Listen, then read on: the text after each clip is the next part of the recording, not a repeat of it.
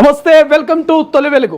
తెలంగాణ రాజకీయాల్లో మార్పు జరగబోతుందా అంటే అవుననే సమాధానం కనిపిస్తుంది. ప్రధానంగా తెలంగాణ గడ్డపై టీడీపీ జెండా ఎగరవేయాలని టీడీపీ అధినేత చంద్రబాబు నాయుడు పక్కా ప్లాన్ చేసినట్లు కొంత సమాచారం అందుతుంది.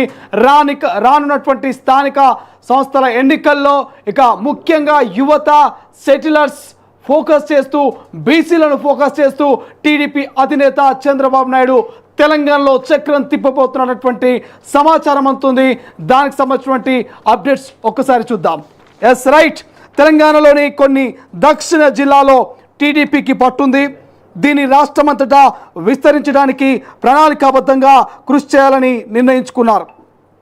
ఇక ప్రధానంగా బీసీలు, యువత, సెటిలర్స్ పై దృష్టి సారించనున్నారు. మొన్న మధ్య చంద్రబాబును అరెస్టు సమయంలో హైదరాబాద్ నుంచి పెద్ద ఎత్తున నిరసనలు వ్యక్తమయ్యాయి.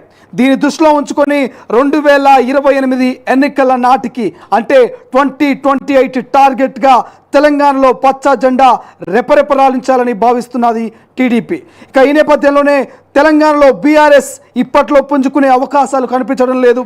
మరోవైపు బీజేపీతో దాగుడు మూతలాడిన ఫలితంగా బీఆర్ఎస్ కోలుకోలేకపోతుంది. ఇక ప్రస్తుతం కాంగ్రెస్ ప్రభుత్వంపై ఎదురుదాడి చేయడం కన్నా క్షేత్రస్థాయి నుంచి పార్టీ నిర్మాణంపైనే దృష్టి పెట్టాలని సీఎం చంద్రబాబు ఆలోచిస్తున్నట్లు ఇంటర్నల్ సమాచారము. ఈ నేపథ్యంలో ఎన్నికల నాటికి పార్టీని బలోపేతం చేసిన తర్వాత తగు నిర్ణయం తీసుకోవచ్చని విశ్లేషకులు చెబుతున్నారు. మరోవైపు తెలంగాణలో టీడీపీ కొన్ని ఎంపీ సీట్లను సాధించిన కేంద్రంలో చక్రం తిప్పే అవకాశాలున్నాయి.